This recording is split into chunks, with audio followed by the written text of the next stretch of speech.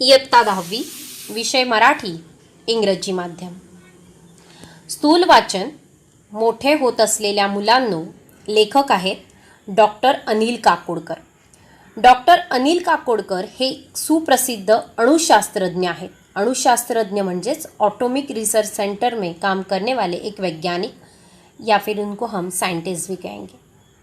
मोठे होत असलेल्या मुलांना उद्देशून डॉक्टर काकोडकर यांनी हे पत्र लिहिले आहे. त्यांचे बार्कमधील अनुभव मुलांचे भावविश्व निश्चित समृद्ध करतील. कुठल्याही मोठ्या कामाची सुरुवात असंख्य छोट्या छोट्या कामांमधून होत असते, म्हणून कोणतेही काम कमी दर्जाचे न मानता ते करायची सवय ठेवली तर मोठी कामे करताना अडचणी येत नाहीत, असा संदेश ते या पाठात देत आहेत. डॉक्टर अनिल काकोडकर ये आप जैसे मोठे होत असलेली मुलं म्हणजेच काय तर बढ़ते बच्चे जो है उनको एक संदेश, एक मैसेज इस पाठ के माध्यम से दे रहे हैं कि कभी भी जब भी कभी आप काम की शुरुआत करो तो किसी भी काम को छोटा ना समझो, और छोटे छोटे असंख्य मतलब अनेक छोटे छोटे कामों से ही हमारा काम बड़ा होता है. कोई भी काम कम दर्जा का नहीं होता, और उसी में आने वाली जो समस्याएं, जो दिक्कतें, प्रॉब्लम्स है, उसी को सॉल्व करना ये आपका प्रथम कर्तव्य है, जिससे आप बड़े काम करने के लिए आपको एक कॉन्फिडेंस बढ़ेगा और आपका जो भाव विश्व है, मतलब एक आपकी जो फीलिंग्स है ये 101% समृद्ध होने वाली है. तो आइए पाठ में क्या कह रहे हैं. ये पाठ मतलब आप सभी के लिए लिखा हुआ एक पत्र है, एक लेटर है, जिसके माध्यम से हमें उन्होंने उनके जो अनुभव है शेयर किए हुए हैं, जिससे हमें कुछ मेसेजेस भी मिलने वाले हैं. या पत्रातून मी तुम्हाला माझे बार्कमधील 2 अनुभव सांगणार आहे. मला खात्री आहे माझे हे 2 अनुभव तुम्हाला अधिक अभ्यास करून तुमच्या भूमिका निश्चित करायला मदत करते. इस पाठ के माध्यम से मतलब इस लेटर के माध्यम से वो हमें उनको बार्क में जो अनुभव आए हैं वो हमारे साथ शेयर करेंगे, और वह शेयर करने के बाद आपका अपने जीवन में एक जो निश्चित रोल है वो आपको डिसाइड करने के लिए 101% मदत होने वाली है. तर मुलांनो, आधी मी माझे 2 अनुभव सांगतो. हे दोन्ही अनुभव मी कॉलेज संपवून बार्कमध्ये ट्रेनिंगला गेलो तेव्हाचे आहेत. यहाँ पर लेखक कह रहे कि मैं ये 2 अनुभव आपको बता रहा हूँ जो मैं अपना कॉलेज ख़त्म करने के बाद बार्क में ट्रेनिंग के लिए गया तब के हैं. प्रथम, बार्क म्हणजे काय असा प्रश्न तुम्हाला पडेल. सांगतो. बार्क हे भाभा ऑटोमिक रिसर्च सेंटर म्हणजेच भाभा अणुसंशोधन केंद्र या नावाचे लघुरूप आहे. मतलब बार्क का अर्थ क्या है. Bhabha atomic research centre. BARC BARK ये उसका शॉर्ट फॉर्म है. मराठी में उसे कहते हैं भाभा अणु संशोधन केंद्र. लघुरूप मतलब शॉर्ट फॉर्म. होमी भाभा यांनी भारतातील अणुसंशोधनाचा पाया घातला. जो बेस फाउंडर अगर कोई है अणुसंशोधन का, मतलब जो हमने अभी देखा कि ऑटोमिक रिसर्च सेंटर का जो अगर कोई फाउंडर है वो कौन है तर होमी भाभा हे आहेत. बरोबर. म्हणून त्यांचे नाव या संस्थेला दिले, इसीलिए उनका नाम इस इंस्टिट्यूट को दिया गया. तर बार्क ही संस्था आता प्रचंड मोठी आहे. पण मी तिथे ट्रेनिंग स्कूलला गेलो तेव्हा ती संस्था सुरू होऊन जेमतेम 7-8 वर्ष झाली होती. आम्ही जवळपास 100 मुले होतो. जब ये ट्रेनिंग सेंटर शुरू हो चुका था उसको सिर्फ 7 से 8 साल हुए थे जब लेखक ने उसको ज्वाइन किया था, और वहाँ पर 100 गर्ल्स अँड बॉईज जॉईन हुए थे. मी ट्रेनिंग स्कूलला असताना होमी बाबा 3-4 वेळा आले. प्रचंड स्फूर्तिदायक व्यक्तिमत्व होतं. आणि जब लेखक वहाँ पर थे तब तक होमी बाबा ने 4 से 5 बार वहाँ पर विजिट किया था. 3 से 4 बार विजिट किया था. और उनकी जो पर्सनालिटी थी, व्यक्तिमत्व स्फूर्तिदायक होतं, म्हणजे एनर्जेटिक एकदम पर्सनालिटी थी. उनको देखकर कोई भी तुरंत पॉजिटिव एक कहते हैं ना एक रिफ्लेक्शन आता है पर्सन को देखकर, वैसा एक पॉझिटिव्ह रिफ्लेक्शन उनके तरफ से आता था. एकदा आम्ही त्यांना विचारलं, आम्ही इतकी मुलं मुली आहोत पण सर्वांना पुरेल इतकं काम कुठे आहे. ते म्हणाले, तुम्ही काळजी का करता. तुम्ही सर्वजण संशोधन करत राहा. त्यासाठी सरकार खर्च किती येतो याचा आत्ता विचार करू नका. लेखक ने यहाँ होमी बाबा को पूछा कि हम इतने बच्चे लेकिन यहाँ पर इतना काम नहीं है. तब होमी बाबा ने बताया कि तुम्हारा काम करते रहो, कितना खर्चा आएगा इसकी तुम चिंता ना करो. तुम्ही सर्वजण संशोधन करत राहा, रिसर्च करते रहो. त्यासाठी सरकारला खर्च किती येतो याचा आता विचार करू नका. मात्र एक करा, तुम्ही स्वतःचं काम स्वतः निर्माण करा. उन्होंने कहा कि खर्चा क्या है ये मत देखो, सिर्फ इतना करो कि खुद का काम खुद क्रिएट करो. आपण काय काम करायचे ते तुम्ही स्वतः ठरवा. हमें क्या काम करना है खुद तय करो. बॉसने सांगितलं तेवढंच काम करायचं आणि सांगितलं नसेल तर आपल्याला कामच नाही असं समजणं हे चुकीचं आहे. ही प्रवृत्ती गेली पाहिजे. बॉस ने जितना काम दिया है उतना करना और उसके बाद कहना कि हमारे पास कोई काम नहीं है, ये गलत है. ये गलत ॲटिट्यूड आहे, गलत प्रवृत्ती ॲटिट्यूड. बाबांनी सांगितलेला हा मुद्दा माझ्या मनावर कोरला गेला आणि मुलांनो, स्वानुभवाने सांगतो, एकदा हे लक्षात आलं ना तर स्काय इज द लिमिट. बोट धरून चालवणं किंवा दिशा दाखवणं हे पहिल्या 8-10 वर्षापर्यंत ठीक आहे, आवश्यकही आहे. पण अंतिमतः स्वतःला सक्षम करता आलं पाहिजे. स्वतःला सक्षम करता आलं पाहिजे, ऊर्जा मिळवता आली पाहिजे आणि स्वतःचे मार्ग शोधता आले पाहिजे. जब डॉक्टर होमी बाबा ने इनको बताया कि खुद का काम खुद ढूंढो. कोई काम बताएगा, the some person will come and he will give the instruction and then only I will start with my work. This attitude is wrong. Start searching your own work. असं त्यांनी तिथे मेसेज दिला की खुद का काम खुद ढूंढो. उंगली पकड़कर चलाना या हमेशा डायरेक्शन देना ये 8 से 10 साल की उम्र तक ठीक है. उसके बाद खुद को स्ट्रांग बनाओ, सक्षम करो. मतलब खुद को स्ट्रांग करो और खुद अपनी राह चुनने के लिए तैयार हो जाओ. आता दुसरा अनुभव सांगतो. ट्रेनिंग स्कूलमधील प्रशिक्षण संपवून मी बार्कमध्ये इंजीनियर म्हणून जॉइन झालो.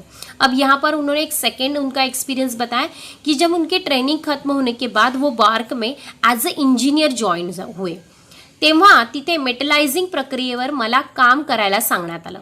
आमच्याकडे त्यासाठी यंत्रसामग्री होती पण कोणीही ती वापरली नव्हती. म्हणून मी म्हणालो, मी यावर काम करतो, पण यासाठी मला एक वेल्डर व एक फोरमन याची गरज आहे. तेव्हा मला सांगण्यात आलं, तुला आता काहीच मदत मिळणार नाही, तुला स्वतःच सर्व करावं लागेल.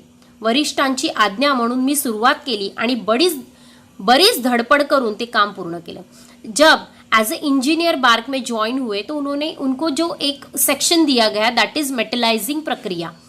अब वहाँ पर यंत्र सामग्री तो थी, मतलब इंस्ट्रूमेंट सारे थे, लेकिन उनको वहाँ पर किसी ने काम नहीं किया था, इसलिए उनको वो काम करना था. लेकिन उनके हाथ के नीचे उनको मतलब एज अ हेल्पर उनको एक वेल्डर और फोरमन चाहिए था. तब उनको आंसर दिया गया कि अभी आपको कोई हेल्पिंग हैंड नहीं मिलेगा, आपको खुद करना पड़ेगा. वरिष्ठांची आज्ञा, वरिष्ठ म्हणजे सीनियर्स के इंस्ट्रक्शंस ऑर्डर्स समझकर उन्होंने बरीच धडपड केली म्हणजे उन्होंने बहुत ज़्यादा हार्डवर्क किया, ते काम पूर्ण केलं और उनको जो काम दिया गया था वो उन्होंने कंप्लीट किया. मग त्यांनी त्या कामाची व्याप्ती वाढवली. फिर उन्होंने उसका जो व्याप्ती वाढवली मतलब उसको बहुत ज़्यादा बड़ा कर दिया वो काम, क्योंकि उनको बताया गया था कि खुद का काम खुद को करना है. और पहले होमी बाबा ने बताया था कि अपना काम खुद ढूंढो. तो ये दोनों चीज़ें उनके मन पर इतनी स्ट्रांगली बैठी हुई थी, इनकी इतना स्ट्रांग इफेक्ट था उनके मन पर कि उन्होंने ये कर दिखाया. आता त्यांनी व्याप्ती वाढवली, हे करूया ते करूया असं बरंच काय म्हणाले आणि मग विचारलं, आता सांग तुला काय पाहिजे. तुला वेल्डर मिळेल, फोरमन मिळेल, आणखी जे हवे असेल ते सर्व मिळेल.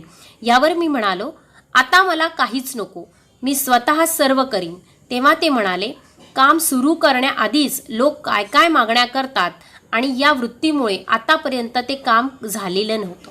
अब यहाँ पर उन्होंने ये काम खुद कर दिखाया, इसको इतना बढ़ाया काम को कि अब इतने कॉन्फिडेंट हो चुके थे कि उनके वरिष्ठ म्हणजेच उनके जो सीनियर्स थे उन्होंने पूछा कि अब बताओ कि आपको क्या चाहिए, क्योंकि इसके पहले जितने भी लोग आए उन्होंने ये काम इनकम्प्लीट रखा. पहले ही उनके बहुत सारे एक्सपेक्टेशंस थे कि हमारे के हाथ के नीचे इतने हेल्पर्स चाहिए, लेकिन किसी ने ये काम पूरा. अब आपका नज़रिया, आपका काम करने का तरीका देखकर आप ये काम कर सकते हो, अब बताओ आपको कौन चाहिए. तो उन्होंने कहा, अब मुझे कोई मेरे हाथ के नीचे नहीं चाहिए, मैं अपना काम खुद कर सकता हूँ. वृत्तीमुळेच म्हणजे काय, वृत्ती म्हणजे ॲटिट्यूड.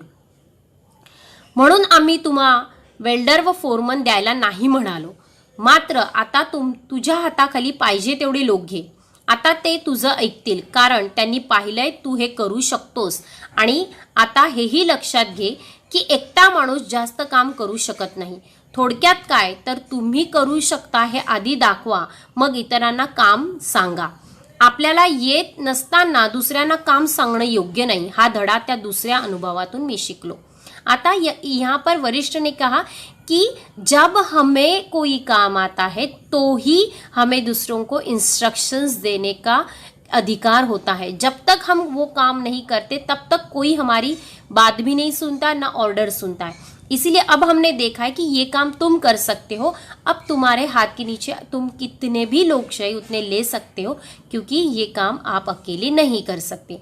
इसमें से उनको क्या सबक मिला कि जब तक कोई काम हमें नहीं आता तब तक हम किसी और को ऑर्डर नहीं दे सकते, और भी हमें नहीं सुनेंगे, हमारा रिस्पेक्ट नहीं करेंगे जब तक वो काम हमें नहीं आता. तो एक छोटी सी शिकवण, एक छोटा सा संदेश हमें यहाँ पे दिया गया है कि ऐसा काम करो कि लोग देखकर इतने कॉन्फिडेंट रहे कि हाँ इनको ये काम आता है और हम इनके इंस्ट्रक्शन सुन सकते हैं और आप पर कोई फेथ करे. असं या अनुभवाच्या माध्यमातून आपल्याला अनिल काकोडकर सांगत आहेत. तर मुलांनो, जवळपास 50 वर्षापूर्वीचे हे 2 अनुभव मला आजही खूप महत्त्वाचे वाटतात. यातील आशय तुम्ही आत्ताच नीट समजून घेतला तर मोठे होण्याच्या प्रक्रियेत तुम्हाला त्याचा फायदा होईल याची मला खात्री है. अनिल काकोडकर जी हमें बता रहे कि 50 साल पहले उनको जो 2 अनुभव आए हुए थे वो हमसे शेयर कर रहे हैं, क्योंकि यही वक्त है as you people are in 10th standard. तो यही है कि आगे चलकर आपको अपने डिसीजंस लेने हैं और उसी प्रक्रिया में, उसी प्रोसेस में आपको 101% मेरे ये 2 अनुभव मदद करेंगे. तो इसी माध्यम से डॉक्टर अनिल काकोडकर जी ने हमें 2 अपने एक्सपीरियंस शेयर किए कि एक तो पहला अपना काम खुद क्रिएट करो. ये मत लेकर कि कोई आएगा हमें काम बताएगा फिर हम काम करेंगे.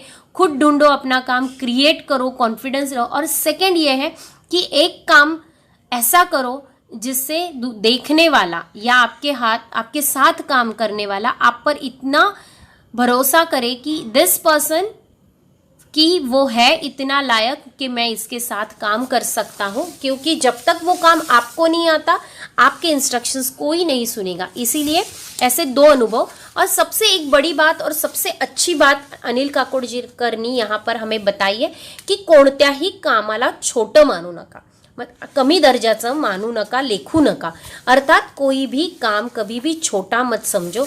हर छोटे काम से ही हम बड़ा काम कर सकते हैं.